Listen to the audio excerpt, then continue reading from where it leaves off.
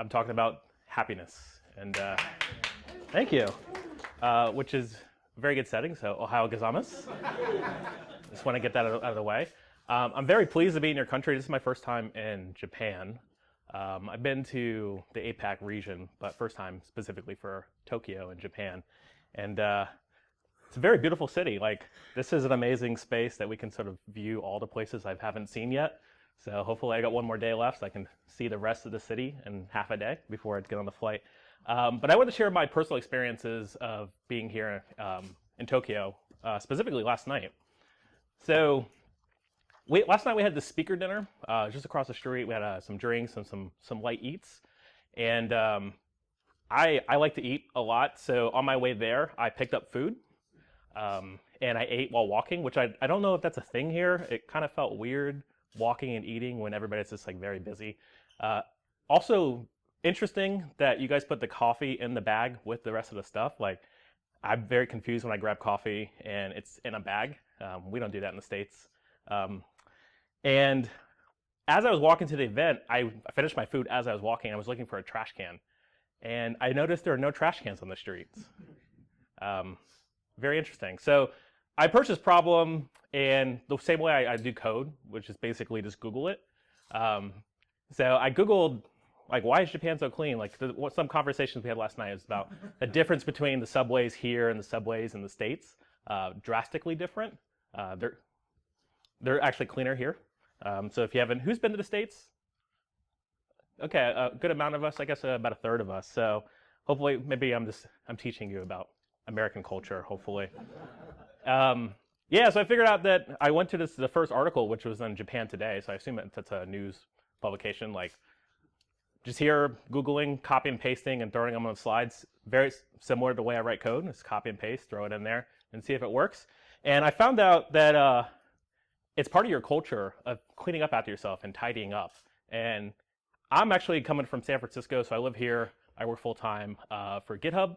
We're based in San Francisco. I work from home, but I'm still within the Bay Area. And we have the opposite problem, where we have trash everywhere.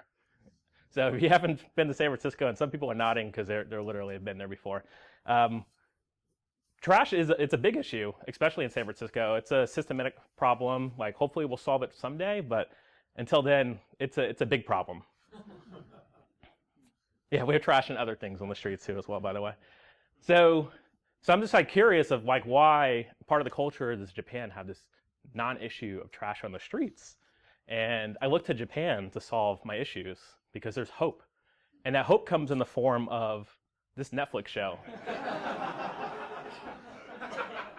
So this is a perfect export to the States. Like, hopefully, Mary Kondo, she lives in LA now, and she's doing the show, and she wrote this book here about sparking joy and decluttering your house. And as Americans, we love collecting stuff. We love keeping lots of stuff in our house, almost too much stuff. I literally just moved last week, and I have a garage full of stuff. It's my garage is actually my office too. That's why I work from home. And I just had a bunch of random stuff that I was collecting from conferences, all this beautiful swag.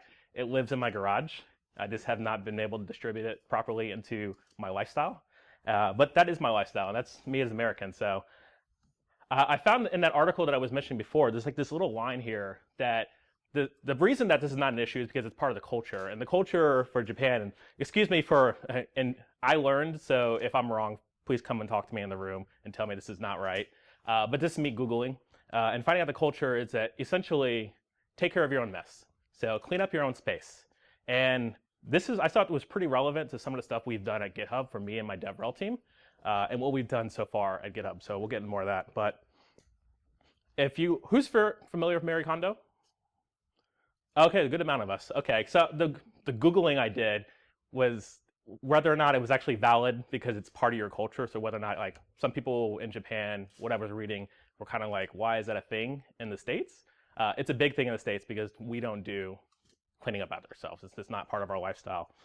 And so there's this whole thing in the beginning of every episode on the Netflix show where you gather all your stuff and you pile, they'll start with clothes, and you pile all your clothes onto one pile, and then you see exactly what you have. So you take inventory exactly all the stuff that you have waste and that you don't need. And then you take each piece of clothing and you address it and say hello to it, and you thank it for its time. And if it doesn't spark joy, then you get rid of it. If it sparks joy, you keep it. And I think part of us, so GitHub, we've been around for about 11 years, and we have a lot of cruft. We have a lot of stuff that's been around for a very long time. So me and my team, which I'll get into, we got to kind of go through and see what actually is working and what's not. So, but as developer relations and developer experience, and I know we have some product people, we have some engineers here, we should always be thinking about, is this necessary? Is this actually solving a problem? And are developers going to be potentially be happy using this feature or product? So I keep saying GitHub, but I didn't introduce GitHub as well. So this show of hands, who knows what GitHub is? Okay, a good amount of us. So I can sort of skip the marketing speech, and you guys already done my job for me. But if you are familiar with GitHub, we're a small incubator inside of Microsoft. So yeah, we're just a small company. We operate as a separate company and a small company, and we're just really getting stuff started now. So I'm really excited to see our growth.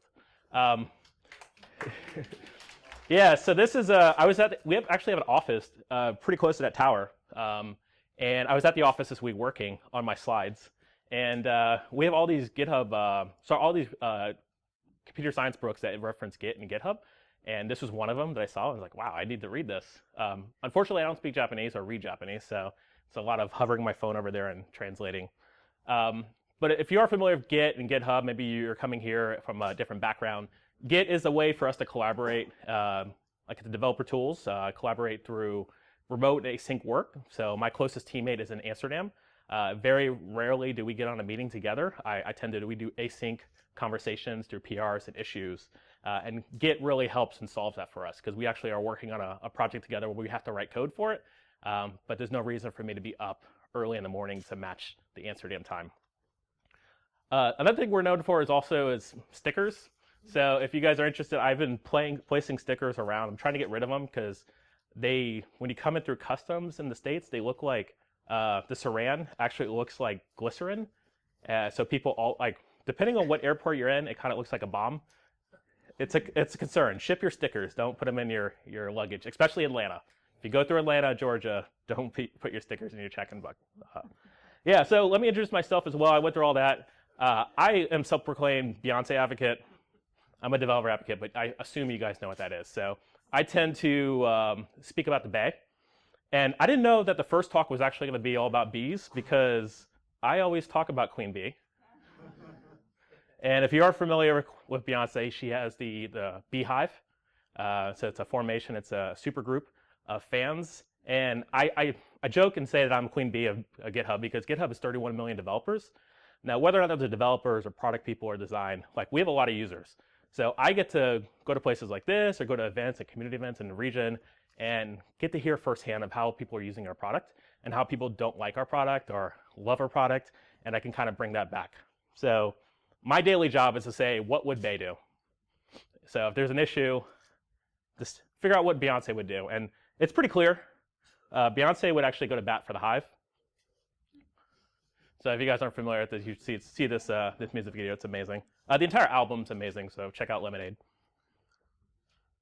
And what I mean by that is that I'm trying to get people onboarded to our developer platform.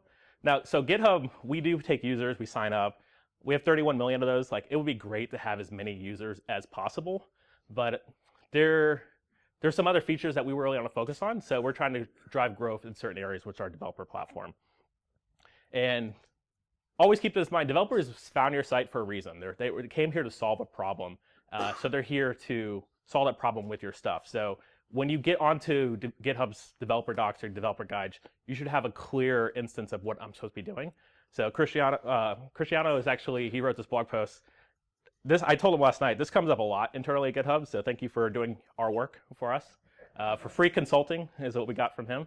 But all these problems in here, we've solved most of them, but it's a work in progress. So this talk will actually follow this sort of pattern as far as I'm gonna go through messaging first touch. So what happens when you first see or arrive to your product or your feature. Also gonna talk to how fast to success people can get onto your platform or your tool. And then finally reference documentation as well. I also want to talk a little bit about direct and channel. This is like a sales thing, but I feel like it was a good sort of lens to talk through. So when I talk about direct stuff GitHub's doing, when I talk about channel, it's like our open source and community and what they're doing. So moving along, and I'm going to skip the phone because it's a little laggy. Cool, so talking about messaging. So let's go over the direct stuff. This is our front door. This is github.com. This is exactly what you would see. Some things that we want to solve as soon as you show up here is like, what is GitHub? Like, Git is a thing that it doesn't. Our issue is that we have a lot of experienced users. A lot of people have been using Git for years, and then we have a lot of users that never heard of Git. So we have to find that balance in between explaining Git, but also explaining GitHub. So we've had to choose to not separate ourselves from Git, but go forward thinking and what our next 31 million users are going to be looking for. So real off the bat, you can find out it's here to host code, review code, and work with a broad range of users around the world. Another thing that you probably want to solve is like, what's it going to cost you? I'm a big fan of getting all the information out front. I did this workshop with Free Code Camp where I would go to boot camps and teach people how to build restaurant websites, because my biggest gripe against restaurant sites in the US is that it's very hard to find a menu, it's very hard to find the phone number, and it's very hard to find just general information of that restaurant. So very similar to your sites, you should also have that information ready and available for your users. So very clearly, GitHub, we put in this nice little box that I'm on the fence of whether that's actually, you can actually see it. It's like on a white background and whether or not it's a button. You'll figure it out. Anyway, I'm not here to gripe about GitHub. I'll gripe about our API soon, but essentially there's a call to action. It's very clear. So talking about our channel, when I first learned how to code 6 years ago, my first interaction to GitHub was not github.com. It was actually another site called trygithub.io, managed and owned and operated by another company. And this was a training site that was out in the open that taught me how to use Git and GitHub. And that was my first exposure. So there's always a lens that you have to kind of figure out how much do you want to do and how much do you want your community to do. And then on top of that, I know Matt's is here talking about Ruby. My first intro was Ruby on Rails as well. So my intro to GitHub was literally learning how to do Rails and then eventually learn how to do Ruby. And it got me to the point where I got to the point to shipping stuff on Heroku. And Heroku is also interesting too as well, because I remember I had an older version of this. This is a talk I've done before. I rewrote a lot of slides this morning. But I had an older version of Heroku, but it's funny because Heroku I never actually saw the homepage for the longest time. My first interaction to Heroku was a CLI command. So I did some magic terminal stuff, and then my app was launched and I had a URL associated to it, and I was happy. So just quick rundown of channel. These are like stuff like frameworks, open source, etc., partnerships through other companies, tutorials. Like this is all stuff that we could sort of activate through our relationships at events like this. And I'm a big fan of talking to people. I love talking, and I love seeing ways that we can get the product that I'm eventually talking about out in the wild. So just want to mention, if you're working at a developer tool, you have a developer portal, you'll need a channel to sort of get that out there, because there's going to be a certain point where you can't be the only voice of that exact product. So in summary for that section is use descriptive copy, leverage your channel, and encourage users to return as well. So GitHub is more than just Octocats, and I know we have a very strong brand as far as these nice characters. We have an entire team that makes these. That's their only job, and I think that's amazing. But we also have some other issues where we were very focused on our brand and focused on our community and solving our own issues, and that we had this a lot of open source developers actually created this Dear GitHub letter. They created an organization on GitHub of all places and complained exactly what was wrong with GitHub. And as GitHub, as we would do, we asked what Bay would do. But the real question is, like, this has sparked joy. And it didn't, because there was a bunch of issues that we couldn't get to, a lot of features that we couldn't just ship right away. And I take a lot of like requests for features in my DMs and on GitHub as well. And it's very hard to address every single one of them, but I am a sounding board. I can point those into a new issue. I do create issues on GitHub for new features, so let me know if there's a problem. But again, we can't solve every problem. So when life gives you lemons, listen to Beyonce's Lemonade. So my focus is GitHub API, and GitHub API it's an interesting beast. It's been around for 11 years. GitHub's been around for 11 years. And it's been around so long that we have other people who have integrated their whole platform. So Heroku, Travis, and Circle, they all integrate directly onto our API. And we make that available to them. The only problem with this is that the majority of stuff that I learned from the API, and a lot of these people, they learned from the person sitting next to them. So all that information's been transferred from other people on the team that they're working at. And then this is actually a screenshot of our developer docs. These developer docs are purely reference documentation. If you have an endpoint, or if you have something you're looking to get done, you just go ahead and control find and find exactly the information you're looking for. But that's a huge barrier of entry, especially if you're a new developer within GitHub. So you can't always assume that your developers will just know exactly what they're doing. I gripe a lot on the blockchain space as well. Like it's a really horrible, sorry, I don't want to be so harsh, but it's a hard program or platform to start developing code on because it's so broad. There's a lot of back and forth, and it takes hours to actually get your entire environment set up. So if you're in the blockchain space, there's a lot of opportunity to improve that developer experience. So when you look at the GitHub API, it's like, why would you want to use the GitHub API? Does this spark joy? And the question is, yes, it does. And the way we sort of pitched this in the last year since I've been there is we had to give it a reason for you actually to use the API. We want more users to use the API, so we handed everybody that we talked to a reason. And our reason that we've sort of went out the gates with as far as the DevRel team is automating workflows. So everybody's got a GitHub workflow, whether you open up a PR and then you go into Slack and you send that link to other people and let them know, hey, my PR is ready. Like, that's a workflow, and that's something that you could solve and automate in the future. And there's a lot of tools out there that have solved that problem. We're just helping build that awareness of you building that for you. And as I mentioned, identifying these repeated tasks and then packaging it up into essentially a product or a story. And I mentioned this before. Things that you need for an API integration at GitHub is essentially one, the person next to you, if they know more than you, ask them. But in reality, this is all the stuff you need. So you need to know about JWTs, authentication, know how to get a server up and running if you need to talk to a webhook. Like, all this stuff is all stuff you'll find eventually if you dig deep enough into our documentation. But we found issues in that because that was pretty messy. And we wanted to package this up into a way where we could say, hey, developer, here's an easy way to integrate with our API. Go ahead and run with it. So we had to solve that problem. We did that with our DevRel team. So direct. I'll mention Netlify really briefly. This is a company I used to work for. One thing I'm really proud about is that we got our deploy cycle. So when you first learn about Netlify, it's seconds by the time you have a new app up and running. And we did a lot of clever things with that. One of them being the restaurant template that I did with Free Code Camp. Excuse me, I'm just going to roll through. I know we're running through time. But this is me go ahead and clicking through the sign-up process of Netlify. So I authenticate. Netlify itself is a GitHub app, so they use the GitHub API. You go ahead and authenticate there, and then you go ahead and pick a repo. And this is all making assumptions like, this is me, so I know exactly where to click. Making assumptions that you know what you're doing or why you're there. And hopefully when you go to netlify.com, you figure out you need to pick a repo, ship the app, and then it just looped over, but it's 25 seconds. 25 seconds to deploy a Netlify app. Now imagine you took 90 seconds to read and understand exactly what it is. Like, we're talking minutes of shipping something, like from the first instance of learning it. Now with the GitHub API, that was not possible. You have all this reference material, but you want to ship something, but you don't really know where to start or where to begin. So we had to take inventory of all the stuff we had to do. So all that whole list that I was talking about with the authentication, all that stuff, and we essentially took it out and categorized it and organized it in a way where we could bundle this up into, okay, if you want to automate a workflow, we've got the one-click solution for you, and I'll show you how we got there. So we sort of kind of segmented out to like API, webhooks, and then authentication. All those were the hardest problems of trying to get up and running and solving GitHub apps. Solving integrations with GitHub APIs, and we call these GitHub apps. So it's very similar to Slack apps.